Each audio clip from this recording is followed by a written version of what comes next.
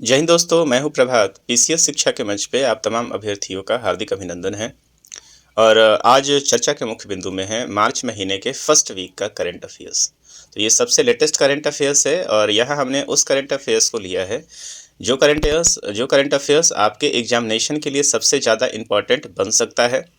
पहली बात। दूसरी चीज़ ये है कि ये सारे के सारे करंट अफेयर्स जो इम्पोर्टेंट सोर्स हैं करंट अफेयर्स के, the Hindu newspaper, PIB, press information bureau, Times of India, इन सारे सोर्स से इस न्यूज को लिया गया है, जिसकी आने की संभावना इससे पहले भी काफ़ी ज़्यादा प्रोबेबल रही है और आने वाले समय में भी रहेगी। तो चलिए आके देखते हैं कि इस सप्ताह में कौन से वो इम्पोर्टेंट न्यूज रहे जो हमारे एग्जामिनेशन का हिस्सा बन सकता है। चलिए पहले खबर पे आते हैं। ये द हिंदू से लिया गया है और आप देख सकते हैं यहाँ पे वेरी फर्स्ट लिखा हुआ है, in a first private space craft lands upright on moon. बहुत ही अच्छी खबर है। इसको आप साइंस एंड टेक में भी ले सकते हैं और इसको साथ ही साथ आप लेटेस्ट जो करंट जितने भी चल रहे हैं उन सारे चीज़ों का एक मेन हिस्सा है। ये मेंस के लिए भी जरूरी हो सकता है और पीटी के लिए भी जरूरी हो सकता है। मेंस में इसलिए जरूरी हो सकता है कि जो आप साइंस एंड टेक में एरोनॉटिक्स में जो आप डेवलपमेंट लिखेंगे उसके लिए आप इसको देख सकते हैं। तो आइए समझते हैं इस पूरे खबर में क्या है। यहाँ का पूरा खबर जो है कि जो प्राइवेट स्पेस क्राफ्ट है अब मून पे लैंड किया है। हालांकि मून के दक्षिणी छोर पे लैंड करने वाला पहला जो देश था वो कौन था? भारत था। इसके बारे में ऑलरेडी काफ़ी चर्चा हुई है, लेकिन अब बात हो रही है यहाँ पे एक प्राइवेट स्पेस क्राफ्ट की। आइए खबर को डील से पढ़ते हैं। तो अभी अभी हाल फिलहाल में खबर क्या आया है कि फायरफ्लाई नाम का एक एरोस्पेस कंपनी है, उसका एक मिशन था जिसका नाम था ब्लू घोस्ट मिशन 1। इसने रविवार को सफलतापूर्वक चंद्रमा पे क्या किया है? लैंडिंग किया है। तो चंद्रमा पे लैंडिंग किया है ये तो बात है ही, लेकिन चंद्रमा पे लैंडिंग ये पहली बार नहीं किया है। इसके पहले भी इसने प्रयास किया था लेकिन अपराइट लैंडिंग नहीं कर पाया था। यह दूसरा निजी मिशन था जिसने यह उपलब्धि हासिल की है और जिसने सीधे खड़े होकर लैंडिंग की है। तो इसके पहले आपको पता है कि इसके पहले एक और कंपनी थी जो यहाँ पे लैंडिंग कर चुकी थी। इसका नाम क्या था? इंज्यूटिव। इस बात को आप याद रखेंगे। और पिछला जो निजी मिशन था फरवरी 2024 में, जिसमें लैंडर गिरकर बगल में आ गया था। तो इसके पहले इसी कंपनी के द्वारा एक बार और प्रयास किया गया था, लेकिन इनका जो लैंडिंग जिस तरीके से भारत के साथ हुआ था इससे पहले वाले मिशन पे, चंद्रयान 2 पे हुआ था, उस तरीके से इनके साथ भी हुआ था और ये इनका मिशन जो है सफल नहीं हो पाया था। तो क्या है इस चीज़ को देखें तो इस मिशन को ghost rider in the sky का नाम दिया गया है। नाम क्या दिया गया है? याद रखिएगा, ghost rider in the sky का नाम दिया गया है। नासा इंडस्ट्री के साथ इसकी साझेदारी है, यूएसए समर्थित और नासा समर्थित है और उद्देश्य जो है इसका कम लागत को कम करना और आर्टेमिस कार्यक्रम को समर्थन देना। मतलब ये एक तरीके से चंद्रमा पर्यटन की तरफ आगे बढ़ रहे हैं। लैंडर जो नाम था, जो लैंडर इसका लैंड किया है वो हिप्पोमेटस के आकार का है। हिप्पोटेमस जो है, जो जानवर होता है, उसके आकार का ये क्या है? एक लैंडर था और इसे 15 जनवरी को स्पेस एक्स फाल्कन 9 रॉकेट से लॉन्च किया गया था। आपको पता है कि सबसे ज़्यादा जो हेवी रॉकेट है आज के समय में कौन सा है? वो फाल्कन 9 है, जो कि किसका है? स्पेसएक्स मतलब एलन मस्क का है। इसे जापानी कंपनी के एक अन्य लैंडर के साथ यात्रा की है जो मई में लैंडिंग का प्रयास करेगा। तो इस बात को आप याद रखेंगे। सबसे ज़्यादा हमारे लिए जानने वाली बात जरूरी है कि मिशन का नाम क्या है। तो मिशन जो है ब्लू घोस्ट मिशन है और किस ने लॉन्च कराया है? तो ये फायरफ्लाई एरोस्पेस ने लॉन्च कराया है। इसके अलावा भी आप देखें कि और कौन से मिशन जा चुके हैं। तो 6 मार्च को एक टेक्सास कंपनी के द्वारा इंड्यूटिव मशीन्स जो है, जिसको IM-2 मिशन के नाम से हम जानते हैं, इसके तहत अथेना लैंडर भेजेगी 6 मार्च को। मतलब अपकमिंग जो ये 6 मार्च है उसमें ये अथेना लैंडर भेजेगी और जो मिशन होगा उसका नाम क्या होगा? इंड्यूटिव मिशन होगा। यह मून्स मुटन जो है, जो कि मून्स पे एक जगह है, मून्स मुटन, यहाँ पे उतरने का प्रयास करेगा, जो अब तक का सबसे दक्षिणी चंद्र लैंडिंग स्थल होगा। तो आप इस बात को देख रहे हैं कि भारत जब से दक्षिणी ध्रुव पे लैंड किया है तब से, और सुदूर क्षेत्र में मतलब अंधेरे वाले क्षेत्र में लैंड किया है, तब से एक होड़ मची हुई है। अब यहाँ पे देखिए निजी अभियानों का भूमिका लगातार बढ़ रहा है।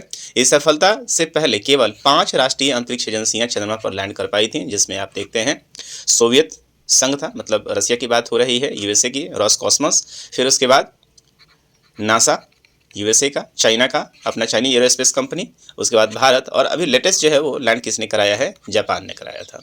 तो नासा अब केवल $2.6 बिलियन के कमर्शियल लूनर पेलोड सर्विसेज कार्यक्रम के तहत निजी चंद्र मिशनों को नियमित बनाना चाहता है। अब लगातार यहाँ पे लूनर मिशन भेजने का मतलब ये है कि लगातार इसके ऊपर रिसर्च होना चाह रहा है, मानवीय जिंदगी को ढूंढा जा रहा है और यहाँ से क्या एक्सट्रैक्ट किया जा रहा है, ये सबसे ज़्यादा यहाँ पे पूरी दुनिया में एक मुद्दा है।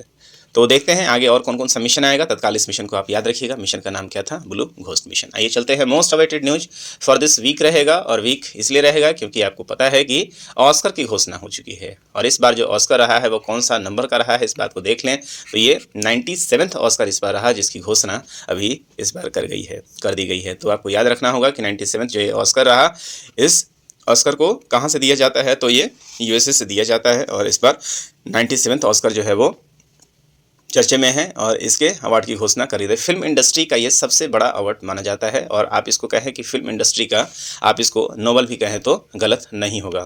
तो इस बात को आइए समझते हैं कि ऑस्कर में किसको मेन मिला है। तो सबसे इंपॉर्टेंट देख लें आप यहाँ पे, तो बेस्ट जो पिक्चर मिला है, जो फिल्म का जो अवार्ड मिला है, ये किसको मिला है, अनोरा नाम का जो फिल्म है, इसको बेस्ट फिल्म का अवार्ड मिला है।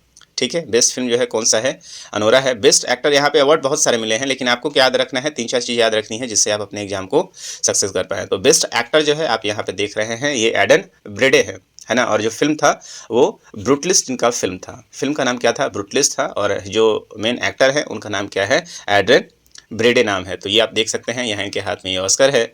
उसी के बाद आप बेस्ट एक्ट्रेस को देख सकते हैं, तो ये मीके मेडिसन जो हैं वो आप देख रहे हैं, और ये किसकी हैं, अनोरा फिल्म की क्या है, ये एक्ट्रेस थी। तो बेस्ट एक्ट्रेस का जो अवार्ड मिला है वो क्या मिला है, मीके मेडिसन इनका नाम है, और अनोरा की जो है वो ये हीरोइन थी। उसका सपोर्टिंग एक्ट्रेस में आप देखें तो जी सेल्डेफिया को मिला है, तो आप देख सकते हैं यहाँ पे। और सपोर्टिंग एक्टर, तो सपोर्टिंग एक्टर एक्ट्रेस का नाम तो याद रखने की आवश्यकता नहीं है आपके लिए। बेस्ट एक्टर, बेस्ट फिल्म आप ये याद रखें, और इतने से ही। डायरेक्टर आप देख सकते हैं कि ये सीन बेकर जो हैं इस फिल्म के पूरे डायरेक्टर हैं, और सबसे ज़्यादा अवार्ड जो है इनको मिला है, आप देख सकते हैं, अनोरा फिल्म के ये डायरेक्टर हैं। सबसे ज़्यादा जो अवार्ड मिला है वो अनोरा फिल्म को ही मिला है, 5 अवार्ड्स इनको मिले हुए हैं। आइए आगे बढ़ते हैं। तो यहाँ पे आप देख सकते हैं कि एड्रियन ब्रॉडी जो है वो बेस्ट एक्टर का है, मिकी मेडिसन जो है बेस्ट एक्ट्रेस का है, और इनको ब्रूटलिस्ट में मिला है, याद रखिएगा। सीन बेकर जो है वो कौन है, बेस्ट डायरेक्टर बने हैं। भारत और ऑस्कर के संबंध में देख लेते हैं कि क्या है भारत, और इस बार भारत को कोई भी अवार्ड ऑस्कर में नहीं मिल पाया है। तो इसके पहले भारत को ऑस्कर में और कौन कौन से अवार्ड मिला हुआ है उसको देख लीजिए। तो भारत को सबसे पहले ऑस्कर में जो अवार्ड मिला था वो 1983 में भानु अथैया को मिला था, जो कि बेस्ट कॉस्ट्यूम को मिला था, और फिल्म का नाम क्या था, गांधी, जो कि रिचर्ड एटनबरो के द्वारा बनाया गया था। उसमें बेस्ट कॉस्ट्यूम अवार्ड जो है भानु अथैया को दिया गया था। उसके बाद 1992 में लाइफ अचीवमेंट अवार्ड जो दिया गया था हमारे ग्रेट सत्यजीत रे को दिया गया था। 2009 में आप देखें तो ए आर रहमान और गुलजार को जय हो के लिए दिया गया था। सर्वश्रेष्ठ जो ओरिजिनल सॉन्ग था फिल्मों के लिए दिया गया था, जो गाना कौन सा था, स्लमडॉग मिलियनेयर का जय हो था। और उसी के साथ आप देखेंगे कि रेसुल पुकुट्टी जो है वो बेस्ट साउंड मिक्सिंग का भी अवार्ड उनको दिया गया था, और फिल्म जो था वो कौन था, स्लमडॉग मिलियनेयर। तो 2009 में भारत ने अपना परचम लहराया था फिल्म में ए आर रहमान के साथ, और जो फिल्म थी स्लमडॉग मिलियनेयर थी, 2009 का उस समय था। और हाल ही में मतलब 2023 में जो भारत को अवार्ड मिला था वो RRR के लिए मिला था। RRR के लिए नाटू नाटू जो गाना था उसके लिए मिला था, जो कि बेस्ट ओरिजिनल सॉन्ग के लिए मिला था, और साथ ही साथ एक शॉर्ट डॉक्यूमेंट्री को भी मिला हुआ था, जिस फिल्म का नाम था द विस्पर एलिफेंट, जो कि एक शॉर्ट डॉक्यूमेंट्री फिल्म थी। तो भारत और ऑस्कर 2025 में भारत का निश्चित रूप से हाथ खाली जरूर रहा है, लेकिन इसके पहले भी भारत ने ऑस्कर में अच्छा प्रदर्शन किया है, और आने वाले समय में उम्मीद करते हैं कि और भी अच्छा प्रदर्शन जारी रहेगा। तो एग्जाम के हिसाब से ऑस्कर से आप इतना ही याद कर सकते हैं। आगे देखते हैं, एक अत्यंत ही महत्वपूर्ण खबर आया है यहाँ पे, द हिंदू का ये कटिंग आप देख रहे हैं। Study finds 6327 Gangetic dolphin across 4 state. तो पहली बार आप देखेंगे कि जलीय जीव जो कि डॉल्फिन है हमारा, इसकी जनगणना की गई है, और जनगणना से इसके आंकड़े जो हैं वो निकल कर आए हैं। तो चूंकि ये पहली बार जनगणना इसका कराया गया है, इसलिए ये हमारे लिए काफ़ी इंपॉर्टेंट मिल जाता है। जैसा कि आप देख सकते हैं कटिंग में जो इनका जो जनगणना हुआ है उसमें आप देख रहे हैं कि 6324 गंगेज रिवर डॉल्फिन को यहाँ पाया गया है। इस खबरों को डेप्थ में देखने का प्रयास करते हैं। चलिए, तो खबर यह है कि विश्व वन्यजीव दिवस, जो विश्व वन्यजीव दिवस जो था, ये 3 तारीख का न्यूज़ है, 3 जो है वो मार्च का न्यूज़ है। तो विश्व वन्यजीव दिवस के अवसर पर पर्यावरण मंत्रालय के द्वारा गंगा डॉल्फिन की पहली जनसंख्या का नतीजा जो है वो जारी कर दिया गया है, और भारत की एकमात्र नदी डॉल्फिन डॉल्फिन जो गंगेटिक डॉल्फिन कहते हैं, इसकी पहली जनसंख्या गणना में 6327 जो है वो डॉल्फिन पाई गई है। तो डॉल्फिन की पहली जनगणना जो हुई है उसमें कितनी संख्या पाई गई है, 6327 पाई गई है। यह गणना गंगा और उसकी सहायक नदियों में की गई है, और रिपोर्ट के अनुसार 6324 गंगा डॉल्फिन और 3 सिंधु नदी डॉल्फिन देखी गई हैं। तो गंगा जो है उसमें कितनी देखी गई हैं, 6324, और वहीं जो इंडस वैली है, इंडस जो हमारा नदी है, सिंधु नदी है, वहाँ पे 3 देखी है, और इसके अनुसार जो संख्या हो रहा है वो 6327 हो जा रहा है। और देखें किस नदी में कहाँ है, तो गंगा की जो मुख्य नदी धारा है उसमें कितना मिला है 3275, जबकि गंगा की जो सहायक नदियाँ हैं उनमें भी ये मिली हैं जिसकी संख्या बहुत बड़ी है 2414। इसके अलावा ब्रह्मपुत्र में 584 की संख्या मिली है। ब्रह्मपुत्र की अन्य सहायक नदियाँ हैं जिसमें सहायक नदियों में 412 और ब्यास नदी में 101 मिली हैं। तो ये कुल मिला के संख्या जो है हमारा कितना होता है 6327। इसको कब शुरू किया गया था, तो ये सर्वेक्षण 2021 में शुरू किया गया था और कुल 8507 किलोमीटर को कवर किया गया था इस पूरे जनगणना के लिए। तो काफ़ी बड़ा ये रिसर्च रहा है जिसके आधार पर आप देखेंगे, और सबसे ज़्यादा संख्या किसकी है, भारत में ही है। सबसे अधिक डॉल्फिन राज्यों के मामले में आप देखेंगे कहाँ पाया गया है, तो उत्तर प्रदेश में पाया गया। ये बहुत ही बढ़िया जो यूपीपीसीएस की तैयारी कर रहे हैं या ओवरऑल भी काफ़ी इंपॉर्टेंट ये फैक्ट है। तो सबसे अधिक डॉल्फिनों की संख्या कहाँ है, उत्तर प्रदेश में पाई गई है, और उसके बाद किसका नंबर है, बिहार है, पश्चिम बंगाल है और आसाम रहा है। तो इसको बिल्कुल याद रखिए रहिएगा, सबसे ज़्यादा संख्या उत्तर प्रदेश में है। फिर दूसरे नंबर पे कौन है, ये बिहार है। तीसरे नंबर पे है वेस्ट बंगाल और चौथे नंबर पे नाम क्या है, असम का। तो आप देख रहे हैं कि ये जो संख्या जैसे जैसे आप देखेंगे गंगा नदी जो है वो कहाँ आ रही है, ज़मीन पे आ रही है, वैसे वैसे मीठे पानी में ये गैंगेटिक डॉल्फिन की संख्या बढ़ती जा रही है। यूपी में आप देख रहे हैं सर्वाधिक और दूसरे नंबर पे तो बिहार है। तो गंगा के नदी के लंबाई के अनुसार भी ये संख्या को आप देख सकते हैं। चलिए अगले में देखते हैं कि गंगा डॉल्फिन के बारे में थोड़ा सा जान लीजिए, क्योंकि डॉल्फिन को रिलेटेड कई बार क्वेश्चन पूछा जा चुका है बीपीएससी में। ये यदि मैं शायद 2022 या 21 में क्वेश्चन पूछा गया था गैंगेटिक डॉल्फिन के बारे में। तो यहाँ पे देखें इसका जो नाम होता है उसे हम लोग प्लैटनिस्टा गैंगेटिक कहते हैं, प्लैटनिस्टा गैंगेटिक से कहते हैं, और गंगा का बाघ भी इसको कहा जाता है। इसकी खोज आधिकारिक रूप से 1801 ईस्वी में की गई थी।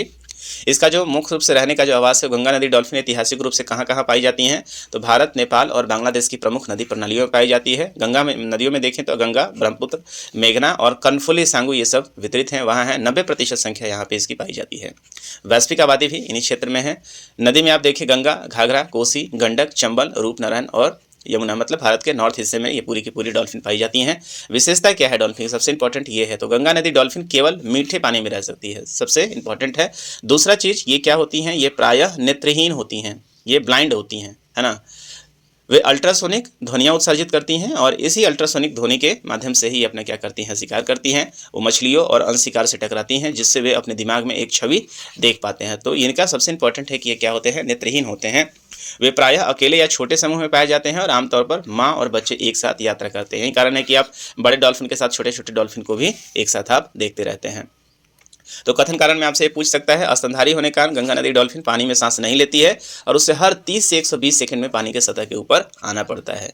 तो और इसके होने से आप नदी के पारिस्थितिक तंत्र को भी आप समझ सकते हैं। यदि नदी का स्वास्थ्य अच्छा है तो आपको ऐसे जो डॉल्फिन है उसमें पाई जाएंगी। भारत सरकार के द्वारा 2009 में इसे राष्ट्रीय जलीय पशु भी घोषित कर दिया गया था और ये असम राज्य का क्या है, जलीय पशु भी है। संरक्षण की स्थिति को देखें तो IUCN लिस्ट जो है उसमें ये क्या है, लुप्त प्राय है। मतलब इस बात को याद रखिएगा, ये कौन सा है, ये बिल्कुल ही लुप्त प्राय श्रेणी में आता है। इस चीज़ को आप याद रखेंगे। WPS श्रेणी 1972 में अनुसूची 1 में है। CITS के परिशिष्ट CMS परिशिष्ट 1 में है। इस बात को आप याद रखें, क्वेश्चन आपसे पूछ लेगा कि IUCN के लिस्ट में ये कहाँ फॉल करता है, तो ये लुप्त प्राय श्रेणी में फॉल करता है।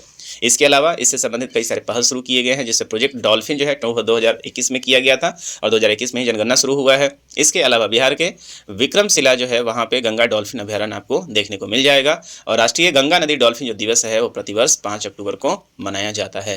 तो ये सारे फैक्ट जो हैं आपके लिए अत्यंत महत्वपूर्ण है और यहाँ से कोई ना कोई क्वेश्चन आपको आने वाले समय में देखने को मिल जाएगा।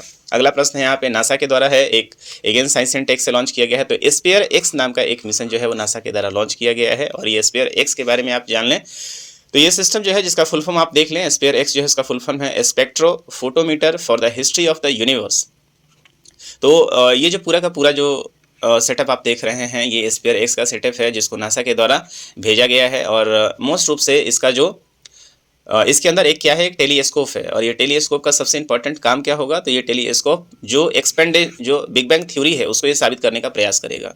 इसके अनुसार ये बताया गया है कि यूनिवर्स हमारा क्या है, लगातार जो है वो फैल रहा है। फैल कैसे रहा है, तो इसके अनुसार जो रेडशिफ्ट की घटना होती है, मतलब जो आप देखेंगे कि जो चीज़ें जो हैं वो आपसे दूर होती चली जा रही है। मान लेते हैं कोई चीज़ यहाँ है, इसको आपने NCERT में पढ़ा होगा, कोई ऑब्जेक्ट यहाँ है और कुछ दिन के बाद आपको यहाँ नज़र आ रहा है, ऊपर की तरफ नज़र आ रहा है। मतलब ये है कि हमारा क्या है, ब्रह्मांड जो है वो चीज़ क्या है, जैसे आप एक बैलून लें और उसको फुलाएं तो एक यहाँ रखें, फुलाने के बाद ये इसका पोजीशन क्या है, चेंज हो जाएगा। इसका मतलब ये है कि ये हमारा क्या है, ब्रह्मांड क्या है, तो ये एक्सपेंड कर रहा है। इसी चीज़ के प्रूफ के लिए ये टेलीस्कोप गया है, लगातार फोटोग्राफी करेगा, अपने साथ एक टेलीस्कोप को लेकर जा रहा है और फिर ये बिग बैंग थ्योरी को क्या करेगा, प्रूफ करने का प्रयास करेगा या उससे और भी नया डाटा लेने का प्रयास करेगा। तो आपके लिए जानने का सबसे इंपॉर्टेंट जो जानना चाहिए वो क्या है, स्पेयर एक्स कहाँ है, किसने लॉन्च किया है, तो नासा के द्वारा लॉन्च किया है गया है मोस्टली बिग बैंग थ्योरी को ये, और ये 25 महीने जो है इसका क्या है आपका कुल जो है वो ड्यूरेशन रहेगा। चलते हैं अगले न्यूज़ की तरफ। अब अगला जो है आप देखेंगे एक इंपॉर्टेंट न्यूज़ निकल कर आ रहा है कि भारत को अब 25वां और 26वां जो है वो क्या मिल गया है, आपका नवरत्न मिल गया है। तो नवरत्न आपको किसको दिया जाता है, तो मोस्टली कंपनियों के लिए नवरत्न महारत्न का दर्जा होता है, मणिरत्न भी होते हैं। तो इस बार जो नवरत्न का जो है 25वां जो मिला है वो किसको मिला है, IRCTC को मिला है, और 26वां जो है वो IRFC को मिला है। तो आइए समझते हैं ये IRCTC जो कि रेलवे की, दोनों ही रेलवे की कंपनियां हैं, और भारत में अब कुल मिला के कितने नवरत्न हो गए हैं, तो 26 नवरत्न कंपनियां हो गई हैं। थोड़ा सा इसके बारे में समझते हैं। तो IRCTC जिसको हम लोग क्या कहते हैं, Indian railway catering and tourism corporation कहते हैं, ये भारतीय रेलवे में ऑनलाइन टिकट बुकिंग में अपना सेवा प्रदान करता है और रेलवे स्टेशनों पर इसके अलावा क्या है, खान पान कैटरिंग की भी सुविधा प्रदान करता है। ट्रेन में आप जो भी खाना खा रहे होते हैं वो IRCTC के थ्रू ही आप बुक करते हैं, और जो टिकटिंग होता है वो भी इसके थ्रू ही आप बुक करते हैं। भारतीय रेलवे के लिए टूर पैकेज भी ये प्रदान करता है। इसकी स्थापना कब की गई थी, तो 1999 में की गई थी, और ये इंडियन मिनिस्ट्री ऑफ रेलवे के अंतर्गत आता है। इसके अलावा IRFC के बारे में देख लें तो ये रेलवे की अलाइड कंपनी है, जिसको हम लोग इंडियन रेलवे फाइनेंस कॉर्पोरेशन के नाम से करते हैं। ये भारतीय रेलवे के लिए फंड जुटाने का काम करता है और घरेलू और विदेशी बैंकों से कर्ज लेकर भारतीय रेलवे के प्रोजेक्ट के लिए ये फंडिंग करता है। जो फंडिंग चलता है वो IRFC के थ्रू ही चलता है, और भारतीय रेलवे को इंफ्रास्ट्रक्चर के लिए पैसा उपलब्ध करवाता है। इंडियन रेलवे मिनिस्ट्री के अंतर्गत आता है, और जो इसका यदि फाइनेंशियल है तो रजिस्ट्रेशन भी होगा, और रजिस्ट्रेशन किसके द्वारा है, तो RBI के तहत है, और ये कि एक नॉन बैंकिंग फाइनेंशियल कंपनी के रूप में काम करता है। तो रेलवे, अब तक रेलवे में कितनी नवरत्न कंपनियां हो गई हैं इसको देख लें। तो अब जो है देश में कुल नवरत्न कंपनियों की संख्या जो है वो कितनी हो गई है, और महारत्न जो है इसका ही बताइएगा। अभी लेटेस्ट महारत्न कौन था, HAL के बारे में आपने पढ़ा होगा। तो अभी तक 26 जो है वो कंपनियां नवरत्न बन चुकी हैं। इसमें से रेलवे की 7 बड़ी कंपनियां हैं, सबसे इंपॉर्टेंट है, और ये सबसे लेटेस्ट कौन सा है, IRCTC और IRFC। इसके पहले आपको याद आ रहा होगा कि रेलवे इंफ्रास्ट्रक्चर RVNL को भी मिला था, और उसके पहले भी कंटेनर कॉर्पोरेशन जो माल ढुलाई का काम करता है, राइट्स है, रेलवे प्रोजेक्ट्स है, इकॉन है, और इसके अलावा देखेंगे आप रेलटेल कॉर्पोरेशन को मिल चुका है। तो कुल मिलाकर रेलवे का ये 6वां और 7वां कंपनी था जिसको क्या मिला है आपको, तो ये नवरत्न का दर्जा मिला है। तो याद रखेंगे आप, देश में अब नवरत्नों की संख्या कितनी हो गई है, तो वो 26 है, और महारत्न की संख्या ज़्यादा आप बताइएगा कि देश में महारत्न कितने हैं और लेटेस्ट कौन से हैं। चलिए आगे देखते हैं। एक C3 अलायंस की घोषणा की गई है, जिसको हम लोग सतत शहरों की नई उड़ान के रूप से समझते हैं। हाल फिलहाल में आप देख रहे हैं यहाँ पे सारे मंत्रालय के लोगों को देख रहे हैं। राजस्थान का ये सीन है। India launches multi national alliance for collaboration on sustainable development. आइए क्या है पूरा का पूरा खबर, जिसको हम लोग किस नाम से जानते हैं, C3 है। तो C3 जो आप देख रहे हैं ये क्या है, इसके बारे में आइए समझने का हम लोग प्रयास करते हैं। तो इसका जो फुल फॉर्म आप देख रहे हैं, सिटीज कोएलिशन फॉर सर्कुलेटरी। आइए समझते हैं क्या है। तो हाल में चर्चा 3 मार्च का ये खबर है, जहां पे जयपुर राजस्थान में C3 को लॉन्च किया गया है, जिसका फुल फॉर्म होगा सिटीज कोएलिशन फॉर सर्कुलेटरी। तो ये केंद्रीय आवास और शहरी कार्य मंत्रालय मनोहर लाल खट्टर के द्वारा इसको लॉन्च किया गया है, और ये 3R का जो है वो क्या है, 12वां क्षेत्रीय जो है वो कार्यक्रम था, जिसके सर्कुलर इकोनॉमी फोरम के दौरान जो है वो, इससे पहले आप समझते हैं कि रिड्यूस रीयूज वाला जो है कॉन्सेप्ट आप समझ रहे हैं कि ये आया था। तो ये फोरम एशिया और प्रशांत महासागर के लिए है, जिसमें हम लोग रिसोर्स एफिशिएंसी को बढ़ाने का काम कर रहे हैं, और ये बेसिकली 3R का जो है वो बैठक चल रहा था, उसके अंतर्गत इसको लॉन्च किया गया था। इसका मेन काम रहेगा कैसे सिटी जो है उसको बेहतर बनाया जाए, जो सिटीज़ है उसको हम लोग कैसे बेहतर बना सकते हैं, उसके ऊपर यहाँ पे कुल मिला के चर्चा हुई, और एक फार्मूला निकल कर आया, जिसको हम लोग किस नाम से जान रहे हैं, तो ये C3 फार्मूला निकल कर आया। राजस्थान, जयपुर राजस्थान में ये बैठक हुआ था, जिसको सिटीज कोएलिशन फॉर, तो पूरे भारत में जितने भी शहर हैं वो सब आपस में कनेक्ट होंगे, और जो लेटेस्ट फार्मूला होगा जिसपे सिटीज़ को डेवलप किया जा सकता है, उस सबों के बीच में क्या किया जाएगा, शेयर किया जाएगा। इसमें कौन कौन सा मुद्दा रहेगा, तो सबसे इंपॉर्टेंट रहेगा वेस्ट मैनेजमेंट को बढ़ावा देने के लिए महत्वपूर्ण मंच है, चूँकि ये पूरे देश में आप देखेंगे कि जितने भी बड़े बड़े शहर है उस सब में सबसे बड़ा जो चिंता का विषय कौन सा है, वेस्ट मैनेजमेंट है। चाहे आप दिल्ली चले जाएँ, चाहे आप मुंबई चले जाएँ, हर जगह शहर का एक किनारा जो है आपका वो गंदगी से भरा हुआ है। तो cities coalition for circulatory C3 का नाम है, और बहुराष्ट्रीय गठबंधन ये बना है, जिसके अंतर्गत डिजिटल प्लेटफॉर्म है। इसमें क्या किया जाएगा, तो शहर, तकनीकी संस्थान और निजी क्षेत्रों को ये जोड़ेगा, और यह पहल शहर से शहर मतलब city to city connectivity develop करेगा। सहयोग और ज्ञान साझा करके जो है क्या करेगा, निजी क्षेत्र को भी ये भागीदार बनाएगा, और इसको बढ़ाने के लिए सारा काम किया गया है। इसका मेन काम रहेगा कि सस्टेनेबल अर्बन डेवलपमेंट SUD को मजबूत करना। सस्टेनेबल अर्बन डेवलपमेंट को मर्ज करना मतलब जो है प्राकृतिक रूप से मतलब जो हमारा पूरा का पूरा पर्यावरण है उसको भी कोई नुकसान नहीं हो और हमारा शहर भी वो क्या हो, विकसित हो और कुल मिला के जो है वो ग्रीन तरीके से जो है विकसित हो। तो ये जो आप देख रहे हैं ये पूरा का पूरा न्यूज रहा C3 का। काफ़ी इंपॉर्टेंट एक और न्यूज हुआ है, ये आप देख रहे हैं मीटिंग है, इसको लगभग सारे अखबार ने कवर किया है। द हिंदू का ये कटिंग है जहाँ पे आप देख रहे हैं India hit targeted maternal mortality rate 100 death पर लैक्स लाइफ्स बर्थ नडा। तो आपको पता है कि MMR क्या है, मैटरनल मोर्टालिटी रेट होता है, मतलब प्रति 1 लाख बच्चों के जन्म पे माताओं के मरने की संख्या को हम लोग क्या कहते हैं, MMR के नाम से जानते हैं। तो अब ये MMR की संख्या कितनी हो गई है, 100 हो गई है और इसी को लेकर जो है वो एक न्यूज पब्लिश हुआ है। क्या है जरा देखें यहाँ पे। तो भारत ने नेशनल हेल्थ पॉलिसी के MMR लक्ष्य को पूरा कर लिया है और 1 लाख जीवित जन्म होने पर होने वाली मातृ मृत्युओं की संख्या, जिसको हम लोग MMR के नाम से कहते हैं, और ये राष्ट्रीय स्वास्थ्य नीति 2017 का परिणाम है। प्रति 1 लाख जीवित जन्मों पर अब ये संख्या 100 हो चुका है, जो कि एक माइलस्टोन है। भारत ने इस लक्ष्य को पूरा करने के साथ साथ MAR में 83% की जो है वो कमी जो है वो दर्ज कर ली है। 1990 से 2020 के दौरान ये 83% की कमी आई है और वैश्विक स्तर पे आप देखेंगे तो 55% की कमी दर्ज की गई है। भारत में IMR में 69% की कमी जो है वो दर्ज की गई है। इस बात को भी आप साथ साथ नोट करते चले। मातृत्व मृत्यु किसी भी क्षेत्र में महिलाओं के प्रजनन स्वास्थ्य का जो है वो क्या होता है, यदि जन्म के समय यदि माँ की मृत्यु हो जाती है तो ये बच्चे के लिए तो खराब है ही है, साथ साथ ये बात को दिखाता है कि माँ का जो स्वास्थ्य है वो अच्छा नहीं था। तो इसको हम लोग मातृत्व मृत्यु के नाम से जानते हैं। किसी गर्भवती महिला की मौत या प्रसव के 42 दिनों के अंदर यदि हो जाता है या गर्भधारण से जुड़े किसी कारण की वजह से, उसके प्रबंधन की वजह से हो जाती है, तो ये इसके अंदर काउंट होता है, MMR के अंदर काउंट होता है। तो आपके लिए जो मेन जानने वाली बात है वो क्या है, MMR जो है वो कितना हो गया है, तो वो 100 हो गया है। और ये किसको फुलफिल करता है, तो SDG लक्ष्य नंबर 3, और इसको सभी के लिए अच्छे स्वास्थ्य से संबंधित है, तो SDG 3 से ये संबंधित है। और SDG 3 जो है वो उसमें आप देखेंगे 3.1 में इसका जिक्र किया हुआ है कि प्रति 1 लाख जीवित जन पर MMR को 70 से कम रखने का जो है वो लक्ष्य किया गया है। तो अभी टारगेट क्या होना चाहिए, हमारा 70 होना चाहिए और अभी हमने कहाँ तक हम लोग पहुँचे हैं, 100 तक। तो इसे और अभी नीचे ला के 70 पर लाना होगा। आगे देखते हैं, अभी कैबिनेट के द्वारा एक अप्रूव जो किया गया है एक बहुत ही बड़ा, तो ये पर्वतमाला जो है एक योजना है। इस योजना के अंतर्गत अब पूरे देश में आप देखेंगे इस बार जो ये न्यूज आ रही है वो कैबिनेट के द्वारा अप्रूवल मिल चुका है। कहाँ के लिए, तो गोविंद घाट से हेमकुंड साहिब जी के बीच में 12.4 किलोमीटर तक, सोनप्रयाग से केदारनाथ 12.9 किलोमीटर तक जो है ये क्या है, पर्वतमाला योजना के अंतर्गत ये जो है वो इसको रोपवे जो है वो शुरू किया जाएगा। तो पूरा न्यूज है, cabinet approve development of ropeway project from Sonprayag to Kedarnath 12.9 kilometre in Uttarakhand under national ropeway development programme Parvatmala परियोजना। तो इसमें क्या जानने वाला है हमारे लिए, तो एक तो जो किस योजना के अंतर्गत हुआ है, तो ये पर्वतमाला योजना के अंतर्गत हुआ है। कहाँ शुरू किया गया है, तो ये देखिए उत्तराखंड के गोविंद घाट से ये हेमकुंड के बीच में शुरू किया गया है और साथ ही साथ सोनप्रयाग से केदारनाथ के बीच में ही 12.9 किलोमीटर है। तो ये दोनों परियोजनाओं की जो कुल लागत होगी वो 6,811 करोड़ रुपये है और इसे डिजाइन जो किया जाएगा वो क्या है, DBFOT, मतलब ये आप समझे कि ये PPP मॉडल भी है, प्राइवेट पार्टनरशिप, सार्वजनिक निजी भागीदारी मतलब रहेगा यहाँ पे। सरकार के साथ साथ जो है वो निजी कंपनियां भी साथ आएंगी। इससे होगा क्या, तो अभी तक जो है देखिए रोपवे परियोजना से केदारनाथ यात्रा का समय जो है तत्काल 8 से 9 घंटा जो लग रहा है वो केवल 36 मिनट हो जाएगा। अब देखिए यहाँ जो आपको पता है कि मौसम बहुत ही ज़्यादा ख़राब रहता है और इसमें ज़्यादातर लोग जो है वो जो खासकर इस क्षेत्र में जाते हैं, ज़्यादा एज वाले भी होते हैं, तो बहुत लोग तो इस कारण नहीं जा पाते हैं कि काफ़ी ज़्यादा जो रास्ता है वो कठिन है। अब इसके आ जाने से क्या होगा कि जो 8 से 9 घंटे की चढ़ाई थी वो केवल 36 मिनट की रह जाएगी, तो इसके कारण यहाँ पे संख्या भी बढ़ेगा।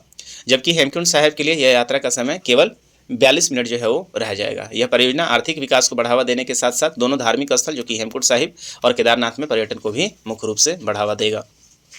इसके अलावा आप देखें तो रोपवे परियोजना में केदारनाथ यात्रा का समय जो इसको हम लोग कवर कर चुके हैं, परियोजना में आर्थिक विकास को बढ़ावा देने के लिए कवर हो चुका है। तो जानने वाली बात हमारे पास ये क्या है कि पर्वतमाला परियोजना जो है वो आपको पता है कि इसका आरंभ जो है वो केंद्रीय बजट जो 2022-23 का आया था उसके अंतर्गत सरकार के द्वारा इसकी घोषणा की गई थी। इस बात को आप याद रखेंगे। चलिए तो एक और न्यूज को देख लेते हैं हम अपने यहाँ पे। प्रधानमंत्री के द्वारा अभी हाल फिलहाल प्रधानमंत्री को बारबाडोस के द्वारा जो है वो सर्वोच्च राष्ट्रीय पुरस्कार का जो है वो अवार्ड दिया गया है। तो प्रधानमंत्री उपलब्ध नहीं थे, उनके जगह पे आप देख रहे हैं कि जो है हमारे केंद्रीय राज्य मंत्री हैं वो इस अवार्ड को स्वीकार कर रहे हैं। तो देखिए क्यों दिया गया है, तो कोविड-19 के दौरान जो है भारत ने जो कैरेबियन को जो सहायता दी गई थी, तो ये कैरेबियन देश है बारबाडोस, तो उनके लिए उसके लिए इन्होंने अपना सर्वश्रेष्ठ सर्वोच्च नागरिक जो पुरस्कार है उसको प्रदान किया है। और सम्मान प्रदान करने का जो अवसर है 6 मार्च को ये प्रदान किया गया था और उसके लिए विशेष समारोह आयोजित किया गया था। तो आप देख रहे हैं कि ये केंद्रीय राज्य मंत्री है पवित्रा मार्गेरिटा, आप यहाँ पे देख रहे हैं, चूँकि प्रधानमंत्री उपलब्ध नहीं थे। और बारबाडोस के जो राष्ट्रपति यहाँ पे देख रहे हैं ये ड्रेम सेंड्रा मेशन है। हालांकि इस पुरस्कार की घोषणा 20 नवंबर 2024 को ही कर दी गई थी।